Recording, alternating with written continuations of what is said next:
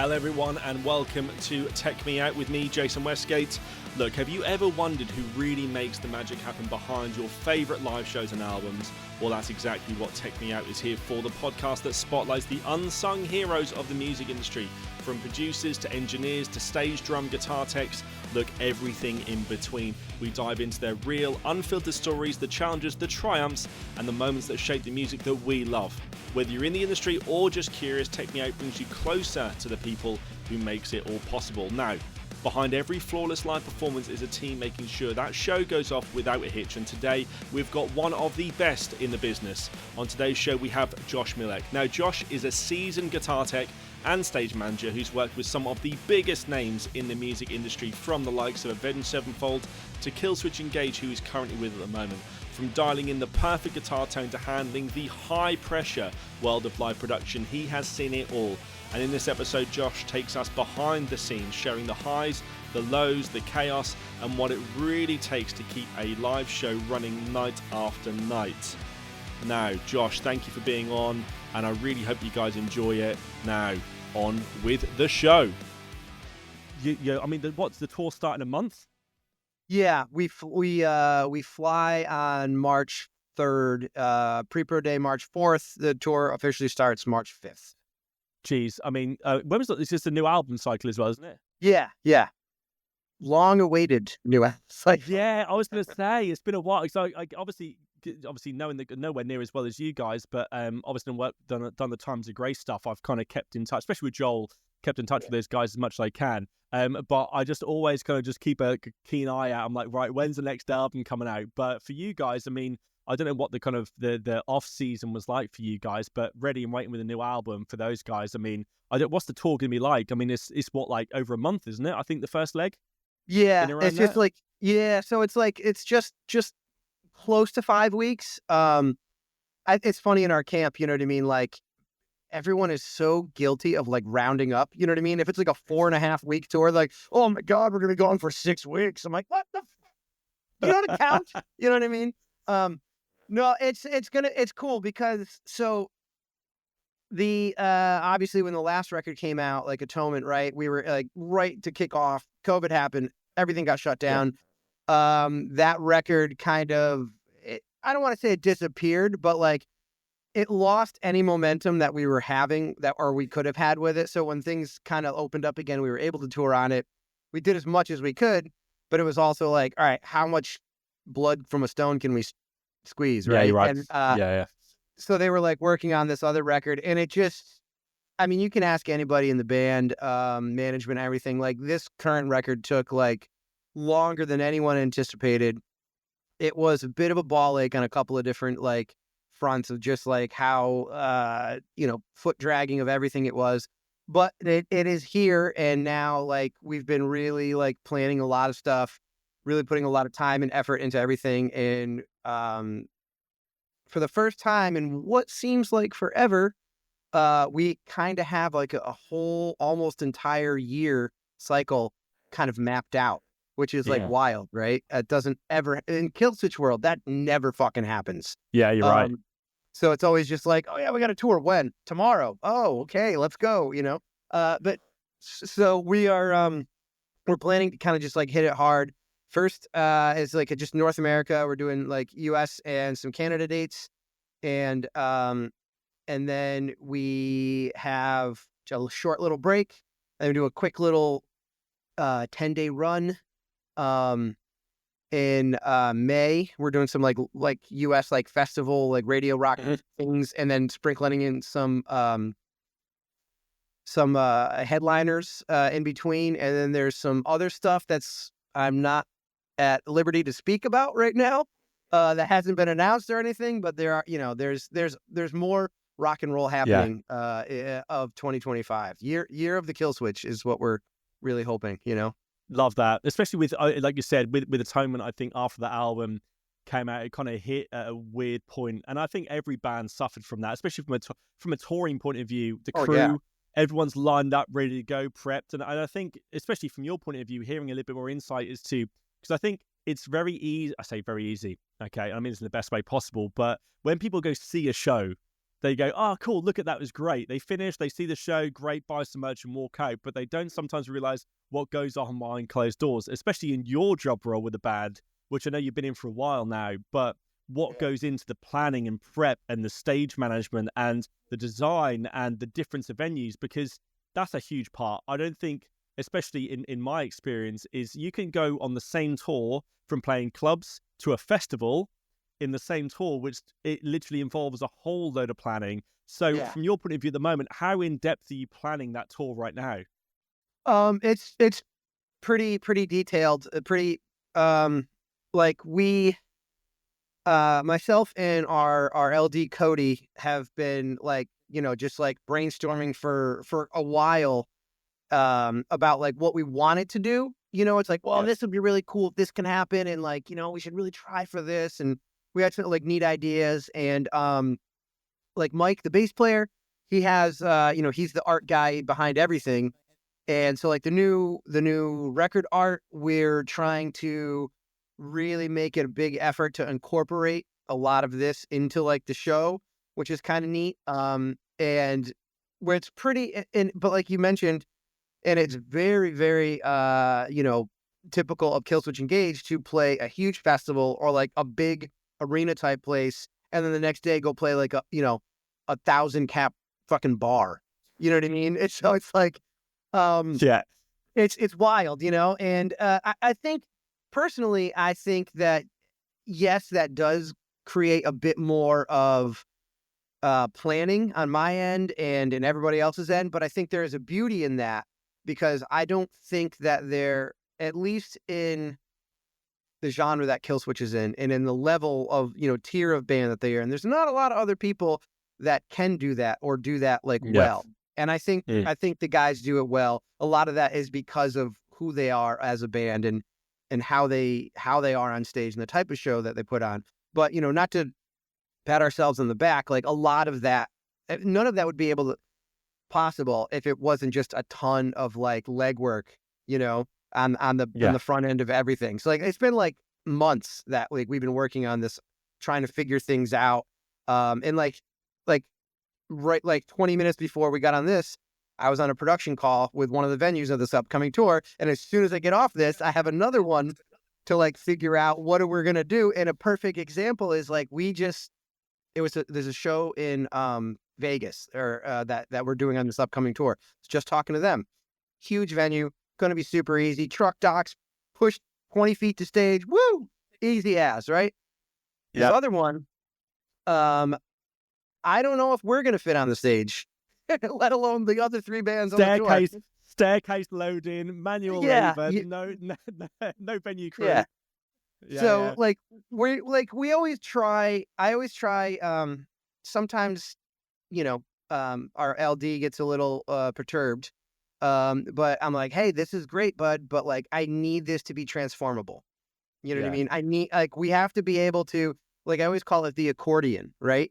I was like, we're in a big room. I want to be able to branch out and have like a big, cool stage. And then I also want to be able to like crunch this down and maybe move a couple pieces, but still have the Killswitch show that we want to give to people,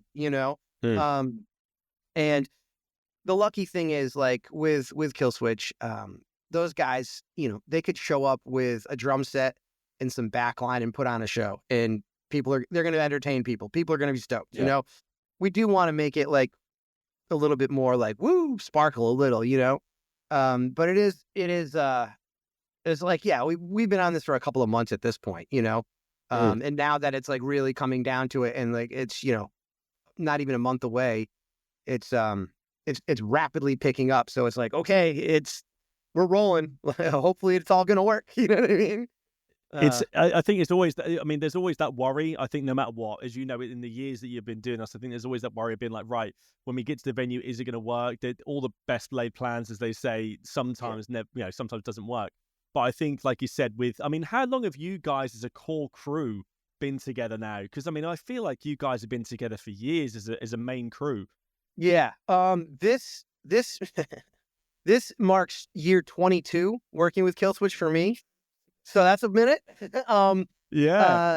Alan has been with us geez, I don't know. At this point, like 12 or 13 years. Wow. Um, maybe, yeah, 13, I think. Cody, he's dipped in and out here and there, but like I think this year marks his like 10-year with Wow. Killswitch. So that's like and then Alex, our front of house guy, I think he's officially been our like he would like jump in here and there when with our old FOH was like couldn't do a thing, but Alex has been the Yeah. main guy for at front of house now 7, 6, you know. So it's Yeah. like that the ones and then DJ our monitor stage left guy, he joined up with us in 2018. So he's the Wow. newest guy, but still that's like 2018 is like a decent amount of time ago, right? Like Yeah, 100%. And um when you get that kind of crew together, I think it's, as you know, there's always permeables, there's always variables that happen. But yeah. once you've been through that with the same people, I think it makes it much easier if and when it does happen again, that you guys, you've got that safety net of going like, hey, look, it's all cool. I know the guys. Because as you know, when you bring new people in, you might have known them or had a reference. But I mean, with you, I mean, the cool thing is with you, like you said, is 22 years, did you say? 22 years. Is that Yeah. right? Yeah, I mean, 22. I mean, for anyone in this industry to work with the same band, one, for the band to still be continuing, which is, as you know, is the main thing. Because, you know, yet That's again, you huge. can be a lifer with someone. It's huge. Yeah. Yeah, it's definitely not like lost on me Mm. or you know, the guy. And the one thing about I can say about Killswitch is, well, there's a lot of things I can say about them, but one thing that's like the one thing that's like really awesome is it is very family oriented. It is very like a Mm. tight knit like a brotherhood, you know. It's cool because there has been times where it's like, you know, some crew people have stuck around longer than they should have. But everyone is like such nice dudes, and they're like, hey, we want to make Mm. sure everyone benefit of the doubt, blah blah blah blah, give everybody a chance, and we the guys are like to be comfortable, you know. Yeah. So it's like, and the saying of like, was it like 60-40 or 70-30? 70% of the job is being able to hang. 30% is Yeah. like skill. Yeah. You know what I mean? It's like I don't Yeah. necessarily know it's 70-30, but like, um, you can be super great at your particular like job, but if you can't like hang and like get along with people or just like touring's weird, you know what I mean? It's like you work Yeah. and live with your coworkers, you know, your coworkers, your roommates, your Mhm. everything, you know, and it's a bit crazy. Everyone's a bit nutty in their own right. And I think you have to be to tour like professionally, but You do. yeah, with Killswitch, they like keeping people around. You know, it's like, hey, Mm. this is good. This feels awesome. Let's keep this going. You know, and Yeah. when you have big breaks, that doesn't always work. That was a conversation we recently had, like when it was like, hey, you're working on this record. The record's taking a long time. Everybody needs gigs, you know. And then we would be getting like little random shows here and there, like a festival show or a fly show, and it's like we were scrounging to find someone that was like, oh, well, DJ's already on like a 3-month tour. You know what I mean? Like Cody's out with Yellow Card. Alex is, you know, doing this, and it's like, shit. Um, so there is that weird kind of juggle, like in situations like that, when you get people, you're like, we're going to hire someone who's came with a really great recommendation. They're just going to be doing this like 2-week jam with us. Hopefully it's cool. You know what I mean? Like, I Yeah. hope. Yeah. Yeah. And that's what I felt. I think when I think it was, I thought it was 2011 now, actually, the Times of Grace tour that I did, Yeah. which was, I Forever mean, ago. because, mate, I know it's crazy. And I was thinking about this the other day, obviously, when we were speaking about coming on here. And I was thinking, 2011, I feel like I was a completely different person back then. I mean, what am I, 36 now? So I'm still Yeah. young, you know, but I Yeah. was thinking, God, I was so green back then. But the one thing I learned, and this is when you mentioned before about the family thing, is that, you know, they didn't know me. It was a reference from Dan Halen that Yeah. ultimately kind of jumped on the show for me.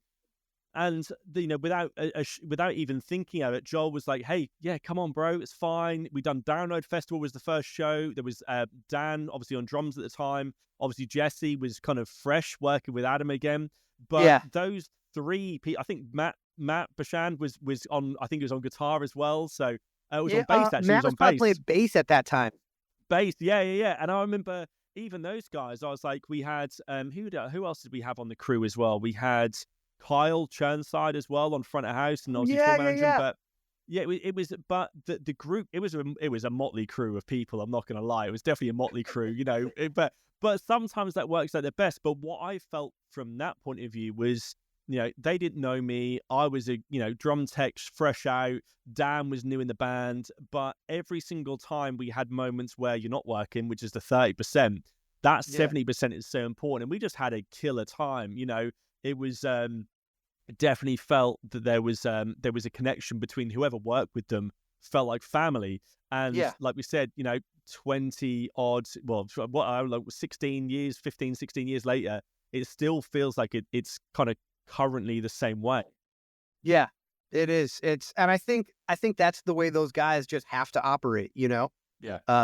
They're all like creatures of habit. They're all very I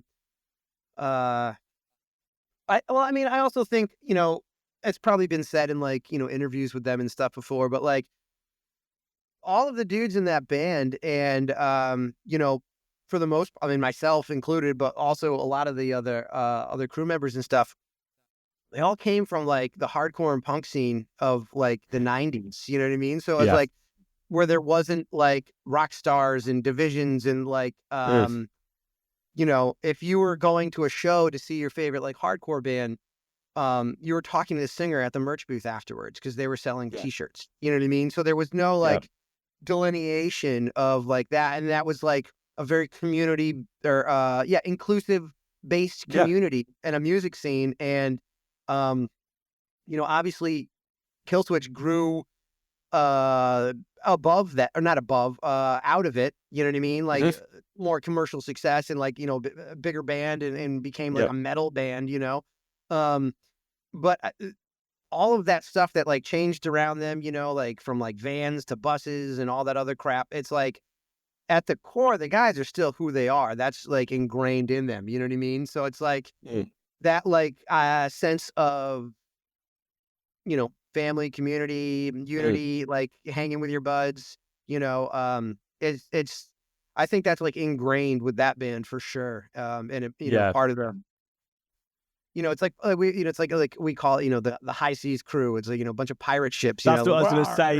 It's the high seas crew. Yeah, I love that. I think but it really helps. I know it sounds crazy, but as you know, there's some long days, there's some long times on the bus, there's some horrible load-ins, all the usual, unfortunately, the unfun stuff that comes. But when you then look around you and you look at the people you're working with, you go, oh, actually, do you know what? I'd still take this right now. I'll still take a disco loadout where there's a club afterwards. I'll still take this over this. Do you know what I mean? But when you've got that crew together, but the high seas crews, I love that you guys, that's your thing. I love that. Yeah. And like you said, there are days that are complete fucking rubbish, right? And there's like, those are the days that like, it helps to have awesome people around you. And it helps to like, help remind yourself that like, I would take my worst day doing this than the best day doing something I absolutely hated. You know what I mean? Yeah. Like, which is, whether that's like picking up trash on the side of the road or like sitting in an office with a bunch of dinguses around me. Like, my worst day is still someone's like best day. You know what I mean? Which is like, not to sound like whatever, but like it's disco loudouts and, like rain and it can be demoralizing. But if you have you have a solid group of folks around you, it just makes it easy. Yeah. And I think it's hard, I think, for some people to see that. And especially from your point of view, and I want to kind of get us in a couple of seconds, but you've not just gone into that. I think a lot of people kind of look at you, Josh, and your experience and your time with the band as being like, you haven't just started off as being the production manager, working with the guys at that level. You've really worked up through that. And no doubt, for me, touring now than what it was even 15 years ago was completely changed, with technology and everything else. And even from a tour managing point of view is completely changed. But take me back, because I'm really interested in hearing like what got you into it? I mean, we know where you are now and ultimately what you're doing, but what got you into it is the main thing as well. Well, we have to go far back in the time machine. um, so I knew their old drummer, Killswitch's old drummer, Tom, was like a mate of mine I grew up with, like skateboarding, snowboarding. We were roommates. And I remember he played an Aftershock with Joel and Adam, Yep. like, years and years ago. I knew Adam and Joel from like the local like hardcore scene. I knew Mike's band Overcast. So I knew like some of these guys already through our hardcore scene, but like their drummer Tom was like one of my best buds. And I remember when he joined Killswitch, we were roommates at the time and they were getting bigger and all this stuff. And if I had like a weekend off of work and they had a couple of shows, he's like, "Oh, do you want to like, we got like 2 or 3 shows, long weekend. Do you want to jump in the van with us?" I was like, "Well, I got nothing to do. Yeah, I'll just go and hang out with the dudes, sell merch, eat pizza." Mm-hmm. You know what I mean? And that was like fun. And then in 2003 Ozfest, that was the first time that they were going to be on a bus. And it was the first time that they had to, it was like a big tour for them and they needed extra help. Right. And Tom was like, "Hey, do you want to come out and drum tech for me?" And I was like, "Sure. I mean, your drums are in our living room." And I monkey around on them, and you know what I mean? We play together like already, like just, making joke fun bands, like, on a Thursday night. So he's like, "Hey, do you want to come out and do this?" And I was like, "Yeah, sure." And at the time I had gone to school for like graphic design and like, printing and everything.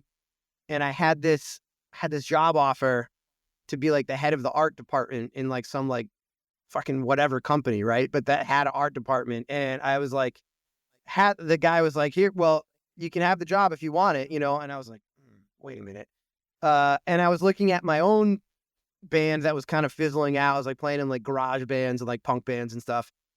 And I was like, you know what? This might be my last chance to like have fun with like rock and roll before I have to like, get a straight job. So I said, "No, thank you. I'm going to run away with the rock and roll circus for the summer.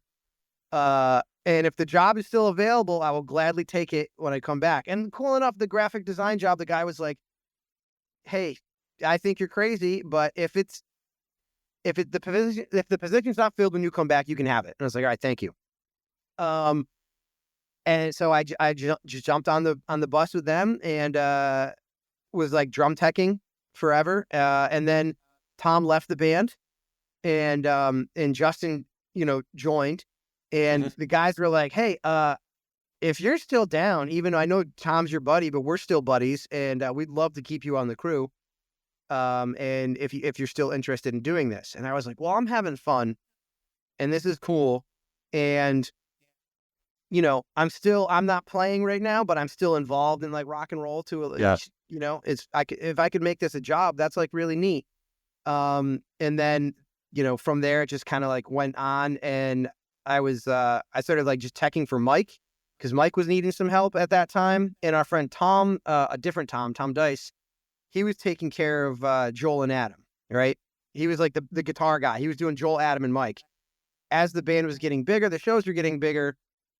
Not like the guys are needy at all, but like the requirements of a guitar tech were getting bigger, and Tom was getting, he needed, if he could just focus on Joel and Adam, that would have been helpful. So I was like, well, Justin's drums are pretty easy, and Justin was like never had a tech before. So I would set the drums up and he would tune them. While he was tuning them, I'd be dealing with helping Mike out to relieve some of the pressure from like, Dice to deal with that.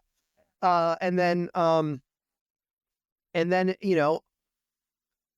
I got better at like luthier stuff. I was already okay at it because like, being a poor kid, like playing in punk bands and like idolizing Pete Townsend, I would beat the trash out of my guitars, and then I couldn't afford to have them fixed, so I had to fix them myself, right?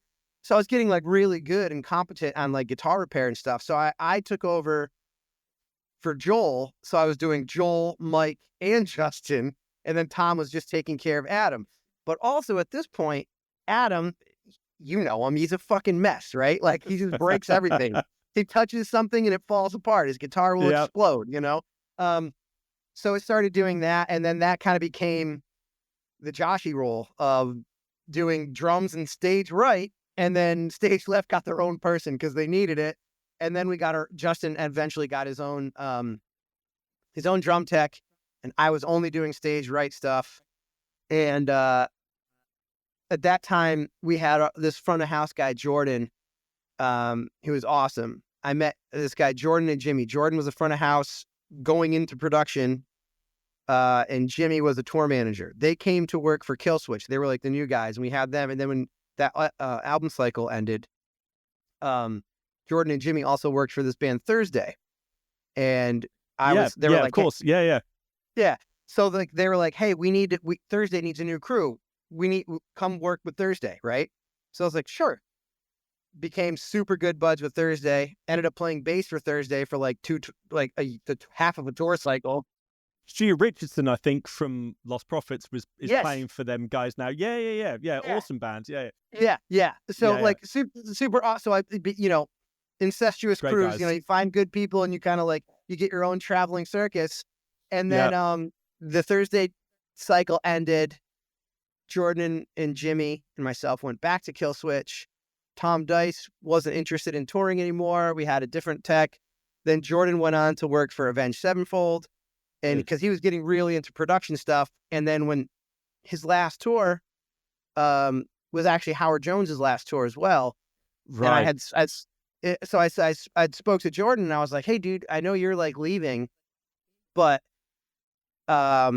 I would love to be able to like take over as production manager for Killswitch. And is that something that you would, how do you feel about that? First, before I even talked to the guys. And he was like, oh, absolutely. He's like, dude, seeing what you do and your work ethic and how you do stuff. He's like, the only thing I could say is like, you need to be a little bit more organized with like emails and, just stay on top of stuff.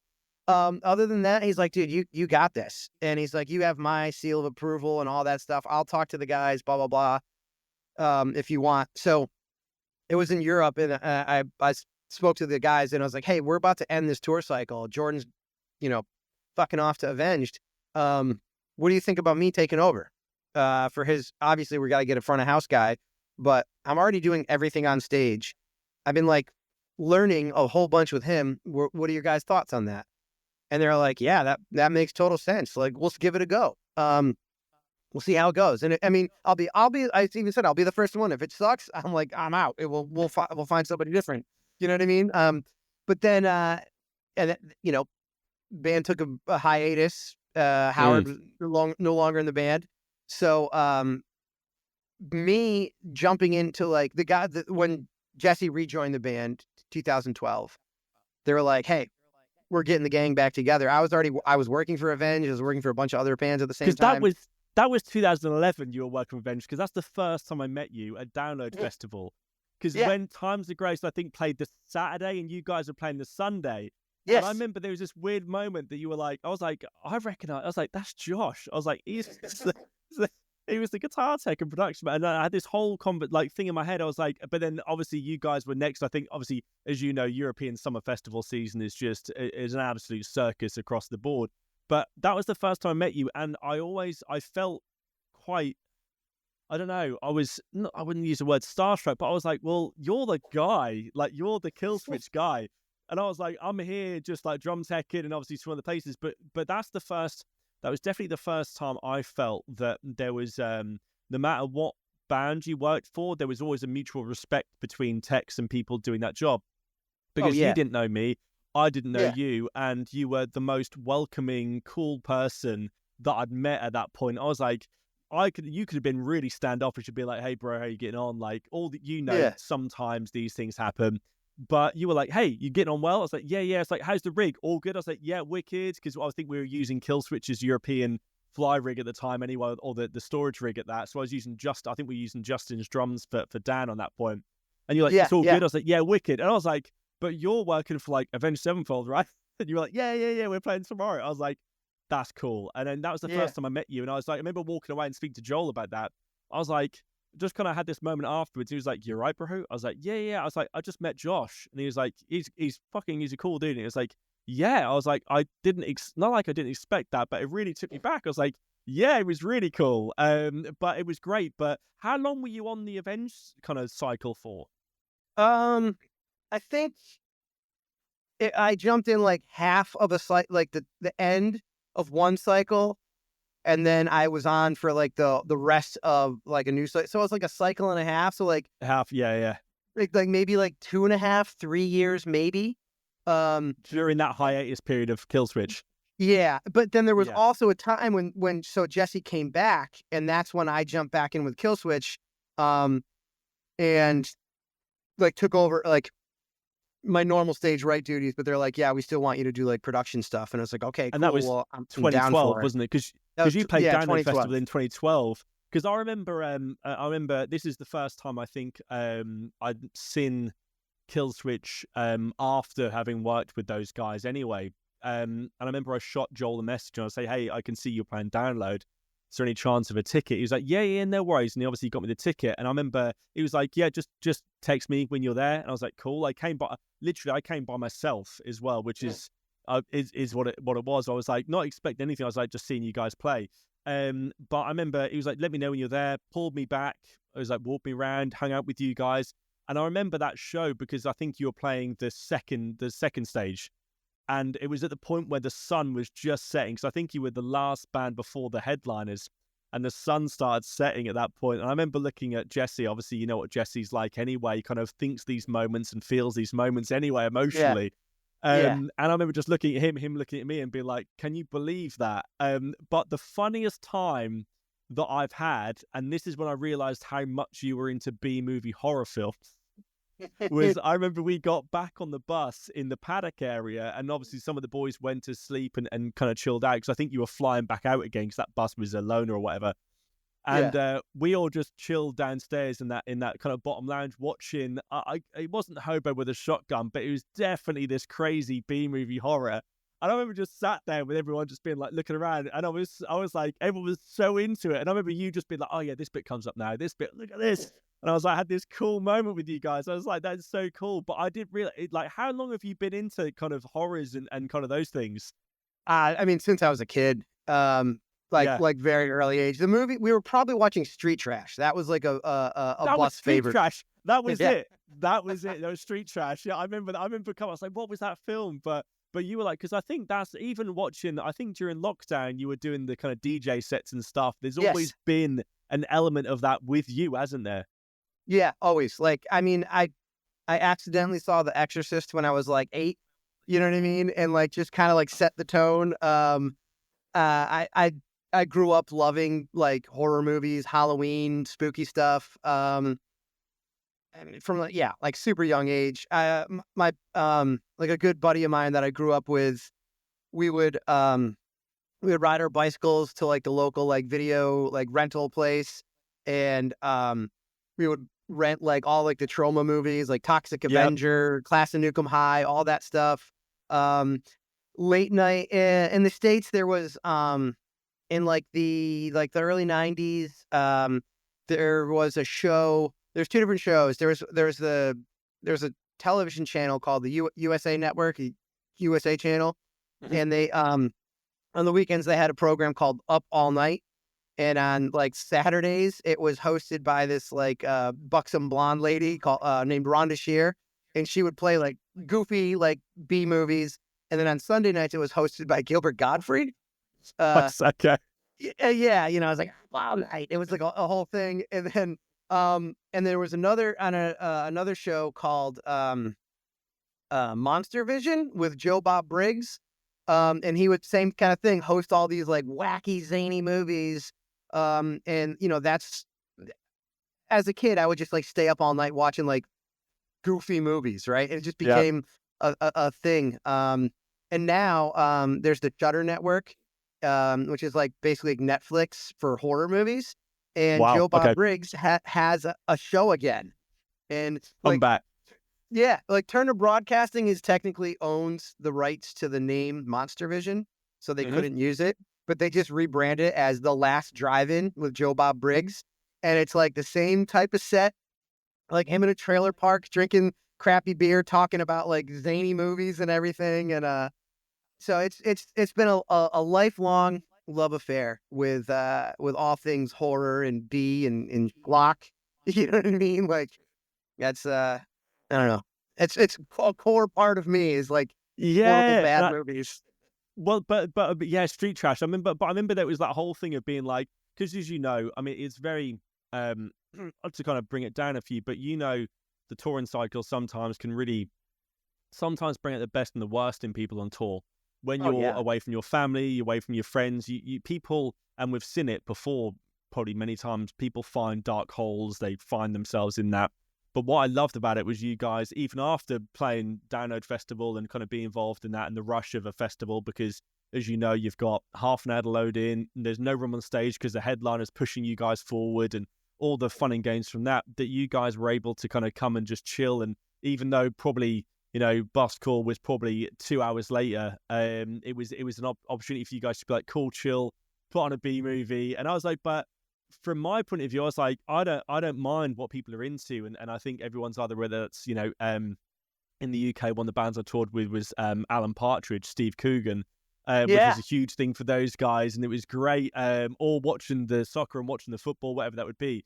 But for you guys, I was like, I love this B movie thing. I literally love this. It was just one of those things that was so surreal to watch, but everyone was around together. It's so cool. And but that's what I felt. I think having watched you guys, it kind of further instilled. I was like, yeah, these guys and this crew are kind of one of a kind. When you guys get together and even like I said, with my experience with Times of Grace with those guys and seeing you and the other guys, I think it was like, yeah, this is a cool bunch of guys. And I think that really helped me, I think, from my point of view, being like, yeah, I think I can do this. Because as even like you said, originally kind of going into that and like taking a chance and be like, is this the right thing for me? Well, fuck it, I'm going to give it a chance.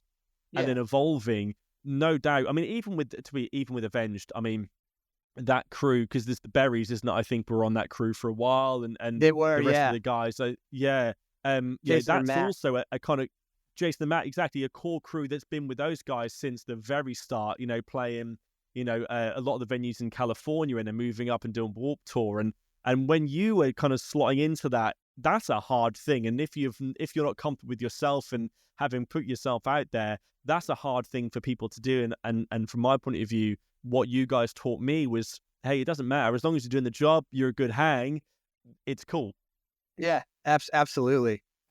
I think like when I got along really well, very quickly with Jason Barry. Mm. When I jumped in him and I like super buds. Um, Personally, I can like I always consider myself like an extroverted introvert. You know what I mean? So it's like like mentioned like people can like kind of like get weird on tour and like find themselves in a dark hole or whatever. And especially if you don't have that I mean, for lack of better words, I'll call it a support system, of like Yeah. good people around you, Mm. like welcoming family type people, like, cause and there's a lot of things that people don't talk about. Well, it's becoming a bit more of a talking point now, especially after like pandemic and stuff, but like the loneliness, the mental, Yeah. wear and tear, of touring, like, because it is crazy. It's fucking Mm. insane if you actually like think about what you do, right? It's like, this is just complete nuts. Um, and I'm glad now that that's like the people are talking about this kind of stuff. And I think it's super duper helpful to have that kind of, um, the ability to hang, you know what I mean? Like if you want to go in your Yeah, yeah. bunk and hang out and take a nap afterwards, if you feel it, you close that curtain, man, that's your own little space. That's your own little, Mm. like, weirdo coffin. But just the ability to have that, like that friendship and kinship, and like, how you doing, bud? You want to grab a drink or you want to go get a sandwich? It's like, let's hang out, watch a movie. You want to play cards? I think that's like super duper important. And Mm. that's another thing why Killswitch is, I think, so special in that aspect. And I will say this, like I've said it before, feel free to edit this if you need to, but we've learned a lot of what not to do and how to act by touring with other bands when we were younger. Yeah, Case in yeah, point, you're right. Slayer. Fuck Slayer. I'll say it all day long. They, they just treated us like complete garbage. And I saw how Yeah. they were to other people and even within their own camp. I'm still friends with some of their crew guys, you know what I mean? But Mm. like, I was like, we all talked to each other. We're like, oh man, if we ever get to the point of like success that they are, we'll never act like that. We'll never act like to our friends or other, and it was just like, you learn a lot. And to me, that's kind of like the old way of like, grumpy techs or like grumpy sound guys or, grumpy people. You can't be that way, especially now. Yeah. And like you were Yeah. saying, like, the touring industry is like way different than it was like 5 years ago, let alone 15 years ago, Yeah. Um, and I think that's like, there's the right way to do things and there's like the wrong way to do things. And I think, from my perspective, I always try to do things the right way. And that's like Mm. just being like kind and open and, we have a job to do. We're going to get it done. Absolutely. But there's no need to be a jerk about anything to anybody. You know what I mean? Yeah. Especially to Yeah. yourself, and other people. Like, and there's been times when, someone in the crew is having like a rough day and you're like, hey, how are you? Do you need to go for a walk? Do you need to take a breather? Like, dude, take a pause, bro. Go for it. Mm. Like, and I think that is, I think that's super important. To be able to do what we do is like being able to recognize those times, Yeah. when you need to kind of pause or you need a bud to watch a movie with. You know what I mean? You're right. And I That's think the, it's hard because it is lonely, especially if you've got a family, you've got children. yeah, It's a crazy job. I mean, it really is. And I think, when I'm looking at some of the bands that I've toured with and worked with or even kind of supported and kind of been around that, you can see that the weathered guys and girls that have been there and like they're just doing it because that's all they know now. But then also the other side, you can see the guys that are kind of bright-eyed and bushy-tailed that are coming in and being like, oh my God, great, I get to tour. And they don't last. It does take a certain type of person to be able to take their personal life away and realize it's a job at the end of the day. Yeah, it's a good hang, and those things make the job even better. But I yeah. was going to ask, for how long you've done that, do you still feel pressure at the shows? Oh yeah, big time. Because and that's a lot. That's a lot on me. Mm. Like I tend to hold myself to like an impossible standard with like everything I do. You know what I mean? Yeah. I tend to like beat myself up a lot. You know what I mean? Like, well, blah, blah, blah, blah.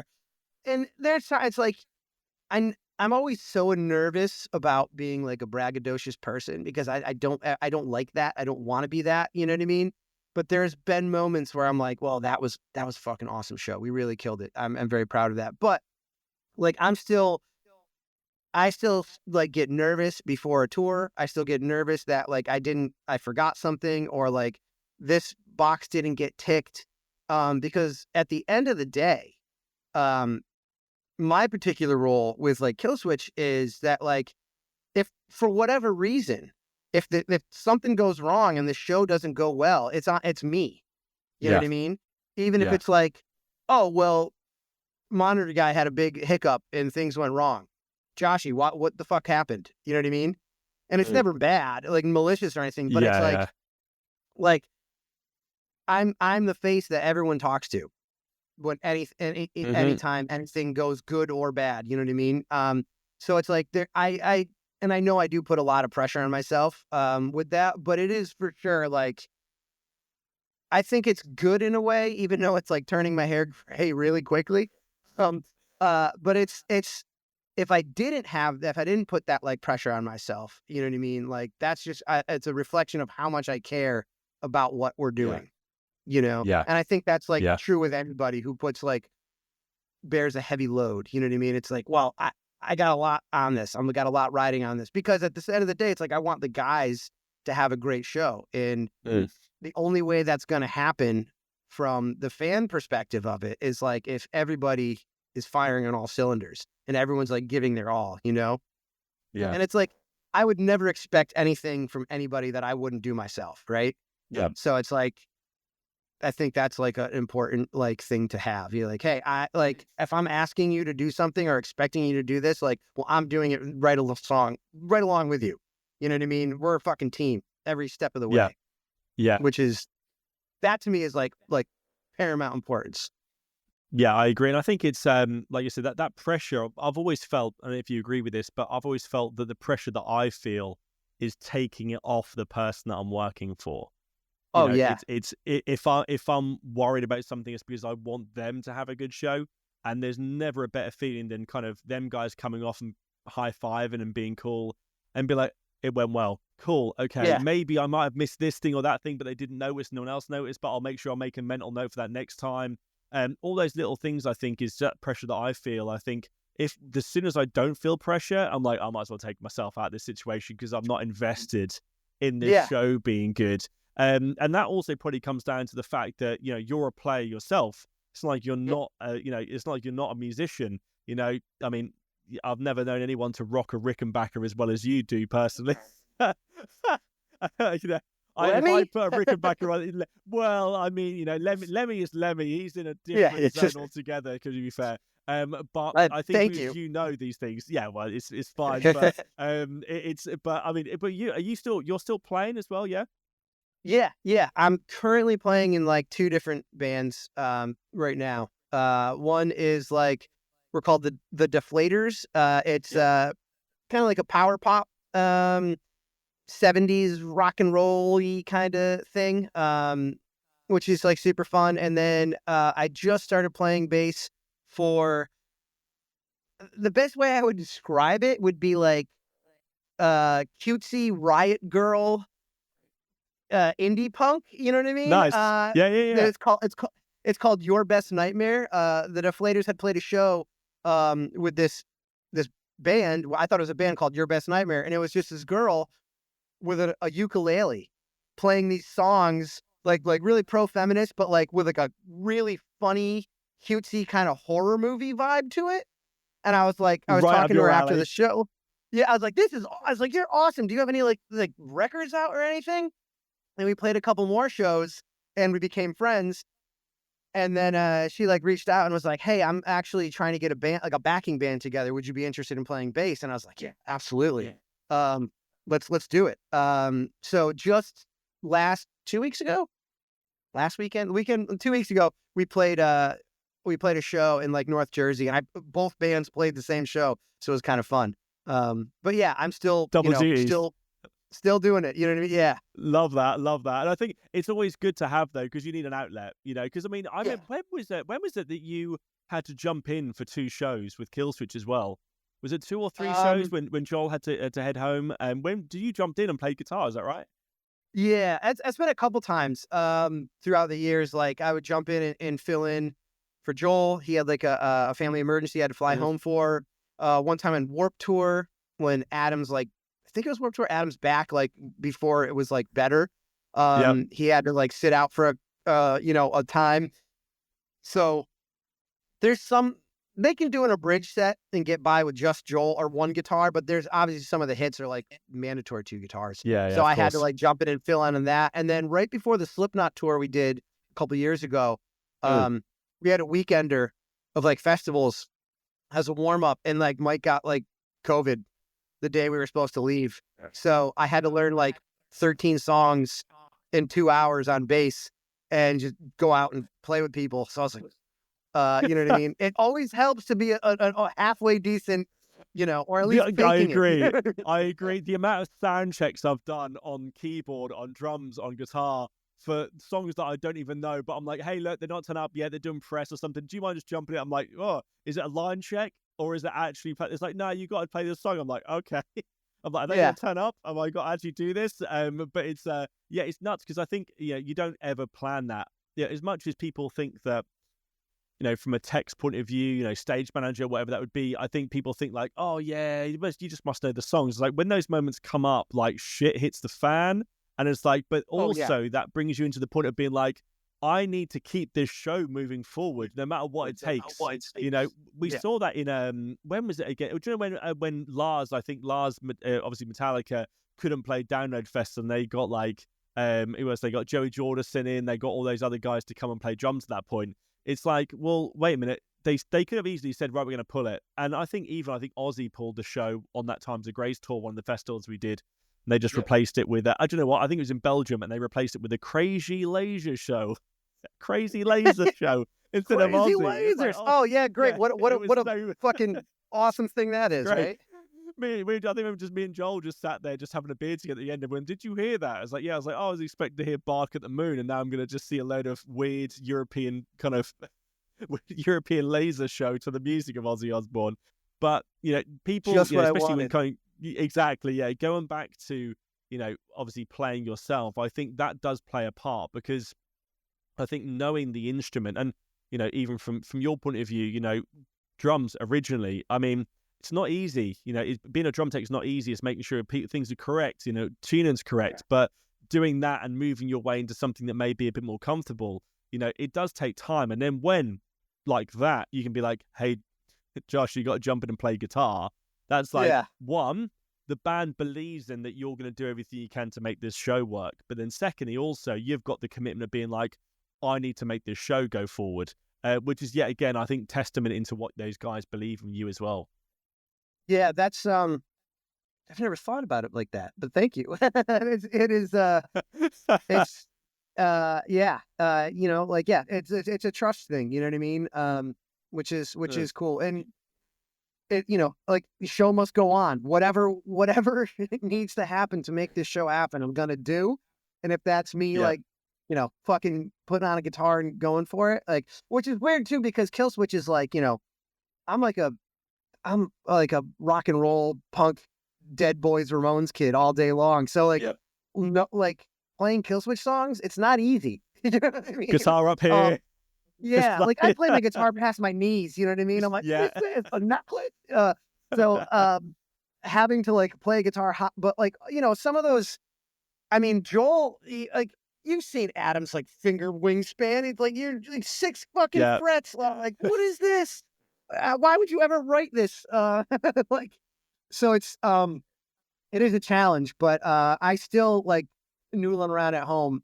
I try to keep up, like, my metal chops up till just enough Yeah. that, like, if it ever happens, I can jump in and bang out the big If boy the songs. bat phone gets called, you can take Yeah, exactly. it, like, which I think is oh, I good. gotta But then go. yeah, I've got to go quick. Yeah, the Josh symbol comes up, the Ramon skull comes up on the screen.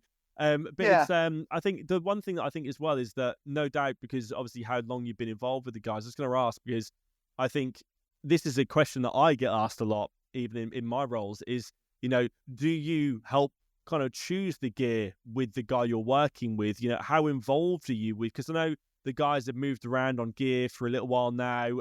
Even guitars, it was obviously then, I don't know if those guys have done comparison now, but Yeah. I don't know, how involved are you with the, especially pre-production for the tour, with the gear? What does that look like from your point of view? It's pretty. It's relatively involved.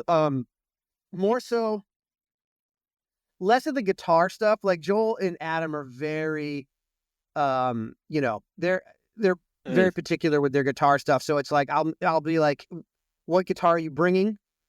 What does it need?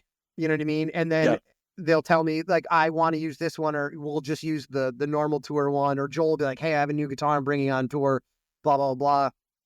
And if there needs specific things, I'll order them ahead of time to make sure we have them. With amp tones, it's like, the guys are using Kempers now alive, and it's like, hey, do you guys want to profile anything at home? If you do, like, send it to me, and I'll make sure, like, during pre-pro, I'll have everything up and running. Usually it's those kind of conversations. But it's never like crazy switching up anything. Mike is a little bit different, where him and I will, like, he's an Ibanez player. He's been endorsed by Ibanez for years now. And when they were talking about, so he was playing the Destroyer, like the Explorer looking bass. Yeah. And then Ibanez was going to have to, like, discontinue making those because of, like, Gibson, copyright infringements and stuff like that. So we kind of had to go back to the drawing board with, like, what do you want to do for your new signature? Right. Yeah. And myself and Mike were talking with his rep with Ibanez, and, like, what can we do? What's available? So they send, like, a body blank of the body shape we were talking about. And then Mike and I were like, ooh, what if we did a bevel here and we use these pickups and we, this is where the toggle switch should be. And we were like really mapping out what this new signature guitar was going to be. And I think that's like super cool because I don't think everyone gets to do that. And both Mike and I coming from like a graphic design background, that's like really fun to just like mock up in Photoshop and be like, ooh, this could look kind of neat and stuff. And then helping, I'll help Mike a lot more with like building his tone. Like his current tone right now is like something that we profiled, based on his like EBS endorsement and like kind of dialed all that in. So it's not a shit ton of stuff, but there definitely is like, pre-production on that, in that sense. But I will say we've gotten to the point now where they are a little bit more set it and forget it. Once we kind of figure all that stuff out and everyone's happy, like it rarely changes. There is always the conversation of Joel being like, hey, what if we did this?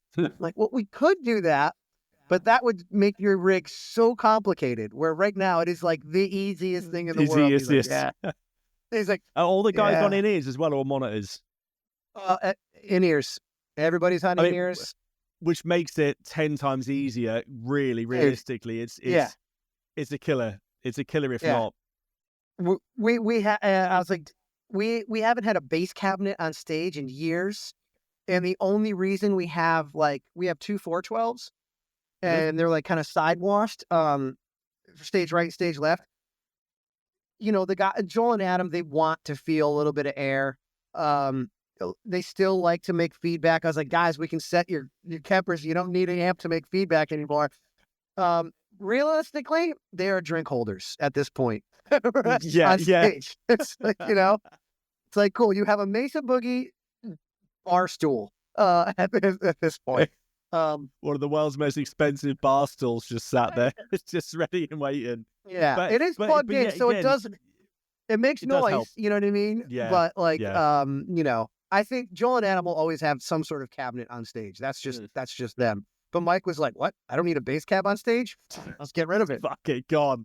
But I think, like you said, those guys coming from that hardcore scene, that's something they've been used to for absolute years. So to lose it completely and have pure isolation, there is, and for everyone else that doesn't know, you've got two options on stage. Well, you've kind of got a blend of both if you want to, but you've either got the front of house monitors with the big wedges that you can have kind of kicking sound in front of you, or the modern-ish way of doing it is to have all the sounds through a wireless pack through your ears, so you've got pure isolation. You can control your mix. Now, for anyone that hasn't been on in-ears and are going straight to it, it does feel strange, but you've got everything directly in your ears. But especially with a band like Kills, I mean, if you're a jazz band, I can't really imagine you need a bit of swell.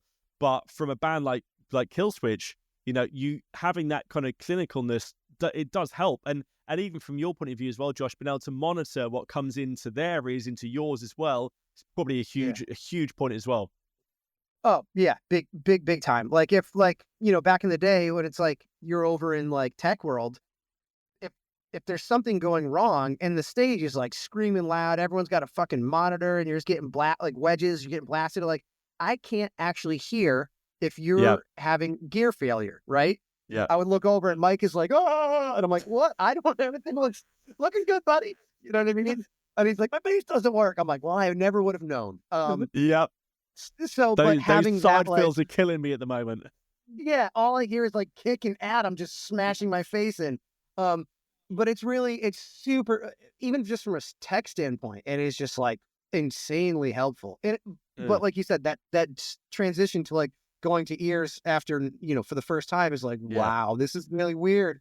And there's some tricks that you can do too now. I know that Alex does, we have like ambient microphones that we put at the front of the stage for a little like kind of crowd noise. And like we'll bleed those in like for some of the guys that want it. I personally hate them because it's I hear someone screaming in the crowd and I'm like, I don't want to hear that. I just want to hear if someone's guitar is like failing. You know what I mean? So I tend to have a very sterile mix because it's like I need it. I want it to be sterile. I'm not Yeah. here for enjoyment. I'm here for a job. Work. Next Exactly. 7 Yeah. years. I'm not just sat there. And I think this is the big misconception that I get all the time. And you probably have it as well with some of the kind of guys back home. It's been like, oh, that must be cool watching that band from the side of the stage every single night. It's like, well, I'm shitting myself most of the time, making sure nothing fails. The relief that I get after the first song, like I still have PTSD on listening to that First Times of Grace album on that tour. As soon as that first song kicks in, I have this feeling of dread coming on. I'm like looking across, being like, is anything going to go wrong? And it finishes and I haven't been hollered over or called. I'm like, okay, let's just make sure nothing else goes wrong. It seems okay. But for some people, when you realize that you're there to do a job, it's as much as and as simplistic as that. You're not there to enjoy it. Although, don't get me wrong, it's a great job when times are good. It's still a good time when times are bad. But those kind of things, they're just to help you do your job properly and ultimately just be the best person you can be for that band. And like you said, those kind of strategies and that techniques, it's not just you're just sat there being like, I've got the best mix in the house. It's literally there to do a job. Yeah. I want to hear Joel and I want to hear Mike, and that's it. You know what I mean? Just nothing else. A bit of talk back from Mons if I need to, but apart from that, nothing else. Yeah, exactly. I know what these songs sound like. I've been listening to them forever. I don't need to listen to them today. I've especially after when it gets to Groundhog Day, you've been sat there listening to the same set for the last kind of 3 weeks. Just like, I don't need to hear the same intro, the same shtick coming in through the mic every single time. I'm done. I just need to hear. So look, we mentioned kind of tech world. Now that's a sanctuary for techs. Like for anyone that doesn't know, kind of stage left, stage right. We kind of build these little worlds, guitar worlds, for ourselves, and we kind of have to pack them down and set them up again. How long has it taken you to get your rig right now, your kind of stage world, if your kind of tech world, to the point where you're like, this feels like a second home? Because it does sometimes. You put your pictures up. How long has it taken you to get to the point where you're happy now? It's been a while. I would say in the last Killswitch cycle was the first time where I was like, all right, I'm stoked. I like this. You know what I mean? Cool. So what is it, like 21 years? You know what I mean? But nice. so I have a work box I really like. I got the guys like a vault finally, like a custom, like it's only a four banger vault, so that's super easy. I have a secondary like little a little drawer case for all the extra like strings and everything, like just extra gaff and all the extra bullshit that I don't need in the work box. But it's like it's good. Being able to have that little workspace, because it's like if you're be doing stuff, you want it to be comfortable, right? Like, there's been times when trying to like change and like put a new nut on a fucking guitar on your lap, you know what I mean? And like somewhere like crappy, and it's like, and there's no lights. There's 12 people around running near you, and you just need some space. Yeah, you got a flashlight in your mouth. You're drooling all over the guitar. You know what I mean? You're gagging on the light. You're like, this is bullshit. But like now, it's like it is good. I have my own like little. So Justin needed a new drum carpet, so I found like a drum carpet that was gonna work, but it was like too big because he's got like an 8x6. So I just cut it in half, and I took the other half, and I put that carpet down, and the work box goes here, the thing goes here. It's all mapped out. Nice. I get some reggae playing in the morning. I light a little bit of incense. It's all vibes. You know what I mean? So it is. We're stage right's tight, baby. I love that. And I think it's like, from my point of view, I always felt that, so obviously we know headlining festivals, you're the first in, you're the last out, especially on big festivals. It's nothing better than having a clean stage, rolling it in, having some time. And obviously even arena shows, it's literally the piece that I get on having time, making sure everything's right. I know no one's going to fuck with anything. I might have to roll it back and give some people space, but I'm there for the foreseeable. And having a setup like that is literally the dream. And I think, I remember back in the day of only traveling with a Pele.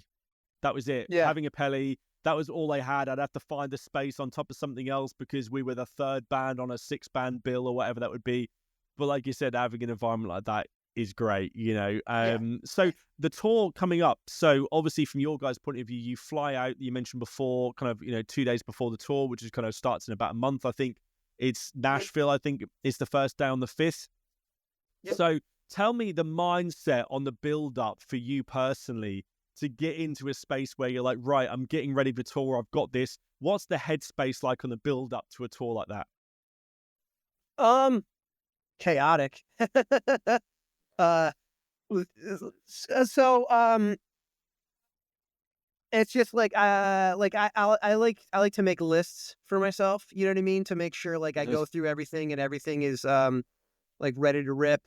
Like I have to, not next week, but the week before the tour, I have to drive to the storage space to go over a couple of things, make sure things are ready. Have my checklist, strings ordered, picks are ordered, all of that kind of stuff. And I try to keep as like cool and like methodical as I can, because if I don't, I think like I'll start to just like bug out and get like too nervous, Yeah. But I think I also try to have like a plan on day one, and like myself and Alex, our front of house guy, he drove up to the storage space already and did a little bit of extra prep.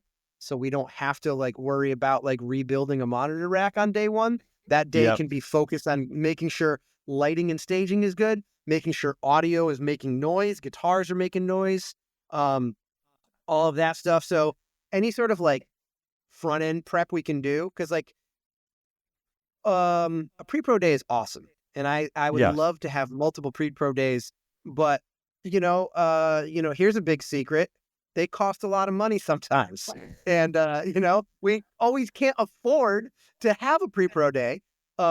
So whatever we can do on the front end on our own, just to kind of help alleviate little stressors, is like that's the most important thing.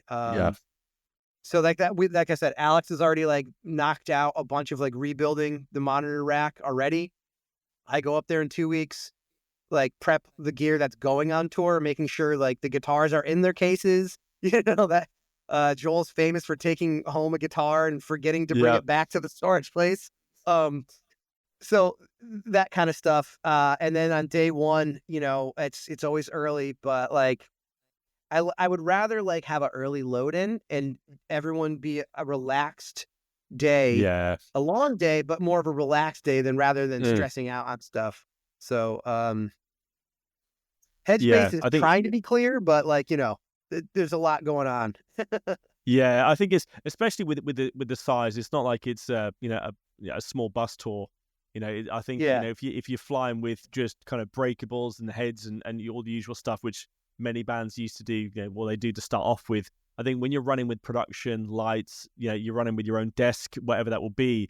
It's a lot more. And I think, like you said, a lot of that pressure is on your shoulders because you want it as well, of being like, I want this to be the best show you guys can have because of that, that feeling that you have within that investment. But like you said, there's a lot of moving parts. And if one of those doesn't work and that cog isn't spinning the same way everyone else, everyone feels that. And I think, don't get me wrong, like you said, touring now is hella expensive. It's not cheap anymore to tour, especially, I was going to ask, the next question is like, when are we going to see the Killswitch guys and you in Europe again? And, as we know, summer festival season, usual scenario, but it's something that, for a US band to tour Europe, especially the UK now, after everything that's happened, but a UK band to tour the US and further afield is so expensive. So like you said, these days that might give us more grace and more time, we just don't have anymore, which is key. And I was going to say, from your point of view, like when you're planning, these tours been planned out, are you taking these things into consideration and be like, right, I'm going to have to fly with this is going to cost more money. Is there any space saving I can have? And when you do come over to Europe, it's, I don't know if the guys still have their rig over here in Europe, but that's a whole different podcast together, talking about fly rigs. Oh yeah. No, yeah. Like anytime, like there is that always has to come into play. Like thinking about like if it's a fly gig or whatever, like we're gonna have to check luggage. Who has status that we can like, like Yep. I have gold status on United. I can check 4 bags. You know what I mean? All right, Josh, you're flying with these. Like Yeah. Alan? You're on American. All right, you get these. This tour coming up is Killswitch in a truck. At this point, Killswitch is in a truck no matter what. Mm. If it's not a flag, we have to have our own tractor trailer. Yep. That's just the show that we need to put on. This is the amount of, and our backline is like fucking nil. Audio is like nil. It's all like production-y shit. You know what I mean? Yeah. Whether it be like lights or staging. But this is, we are expanding our crew, and this is the first time that we're going to have 2 buses in the U.S. So that wow. alone is a huge extra cost, right? So we usually travel 12 people. We're a full bus, band and crew all the time. This particular tour, because our stage production requirements are a bit more, we're busting at our seams, right? With Killswitch Engage, like I wear 100 hats. Everybody like wears more than one hat, right? Yeah. You were hired for a monitor guy, but you're expected to help out in other areas. If you see someone that needs a hand, go give them a hand type thing. Again, there's that like family all on one team type mentality. But now it's like we have to have an extra LD because we're traveling with like a video wall instead of a backdrop. We're gonna have some like video content stuff. We're having to have an extra person for this, and even just adding 2 to 3 extra people, we're already at a full bus. So like 2 to 3 extra people, you have to get a second bus, right? Yeah. So you can look into like, hey, is there anyone else on the tour need a bus? Is there something we can like split costs with? That's another thing that's like really popular nowadays too, is like, hey, do you want to go halves on this? Or is there like, we can rent bunk space or, it's always something to be talked about. It doesn't always work, but, the almighty bottom line and budget is something that like myself and our tour manager have to like, always have to consider. And any way to cut costs, whether if that's like leaving this at home or using this instead of that, is it's a lot of hoops to jump through. it is. But this is the thing, I think, like you said, that the modern way of touring now, the money isn't what it used to be. I think, especially, if you don't have to go back that far, but even pre-pandemic. So I think all of these ways, because ultimately, look, this is the kind of one salient point I think I get from you guys anyway, and the experience that I've had is whatever it takes to give the guys and the fans the best show possible, we're willing to do that. Whether that's, look, we need to cut costs here, we need to do this, we want to travel with a video wall, huge light design. Like you said, they're a band that can just get in a room and play, regardless of the size of the stage.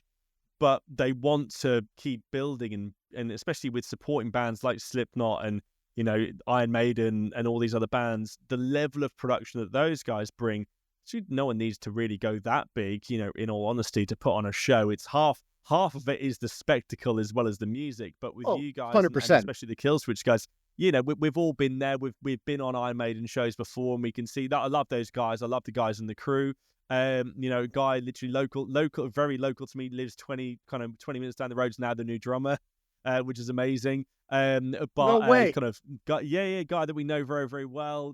Kind of especially in one of the other bands that I work for. Is known for ages, and I've known him for a little while now. He's now the new drummer. Because I think he played in British Lion, which is obviously Steve's band. the other band, Steve's band. Yeah, so we played drums in that. But he's yet again cool dude. But I think when you look at the scale of some of these shows, you don't need that necessarily to put on. You don't need that to put on a good show. But I think some people expect it. But with you guys, it's kind of coming out of being like, well, hey, look, we're going to come out with this. We really want to give you guys that big show.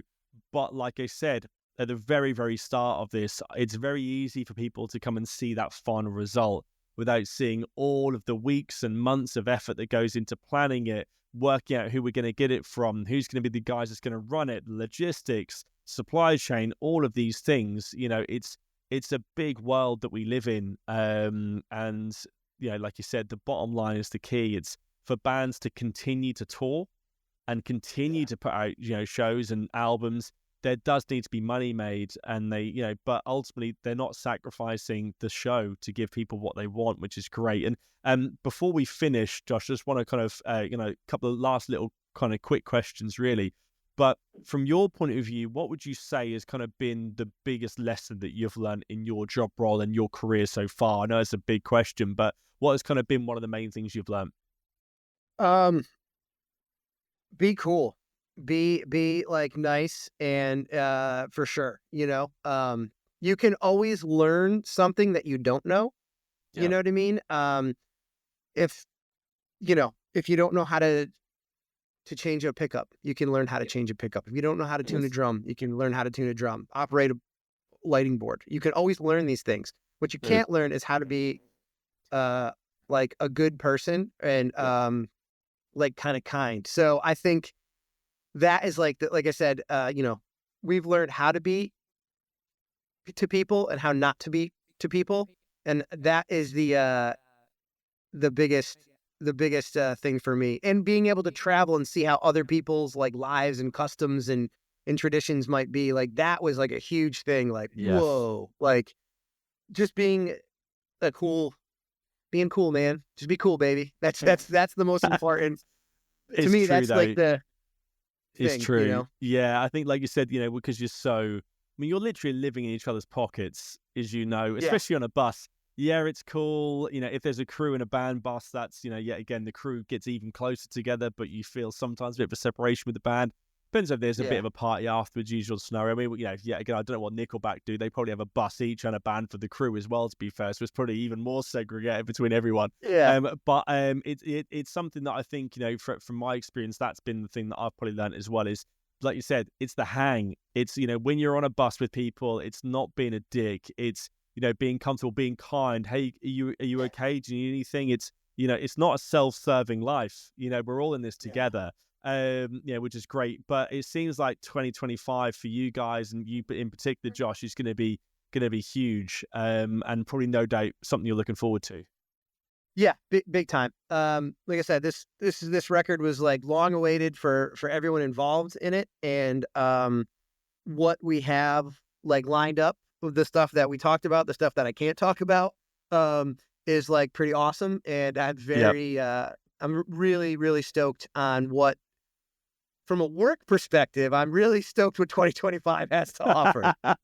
We've been through it. We've definitely been through it. I don't know what it's been like for you, but I think having that time of being like, right, I need to start looking at some alternative methods of income before something else lines up, which is great. Yeah. But I know you've got a very supportive other half as well. And I know, obviously, yet again, kind of having opportunities with family and friends to kind of give you a little bit of that safety net at home is really important. Which, time. as you know, goes a long way. There's nothing worse than coming home to an empty house and no one to come back to. Yeah. Like, my wife and my two dogs are like, oh, that's awesome. You know what I mean? Yeah. Like, and I, during the pandemic, like her job was, she was able to work from home the entire time, which was great. But if it wasn't for her, I wouldn't have a fucking house to live in, because the pandemic was such a wacky, thing for like the entertainment industry, what I mean? Live entertainment, across the board.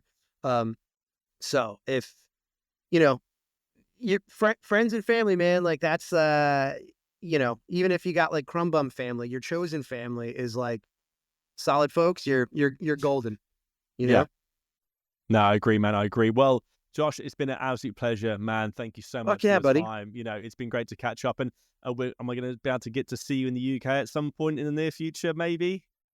I'm going to say yes, but I can tell you later when. Cool.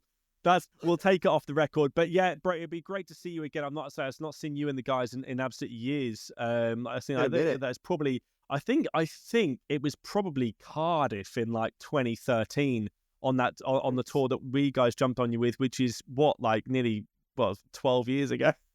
Which the time is gone. But yet again, I think that's the one thing I've also learned. I don't know if you agree with me as well, is that even if you don't see people, because the hang's so good, you can just pick it straight up like that again, which is key. Yeah. But yeah, it's been a pleasure, man. Thank you so much. And Yeah, no worries. That's true. Time, like, you know, if the broship is solid, it's like no time has passed, you know?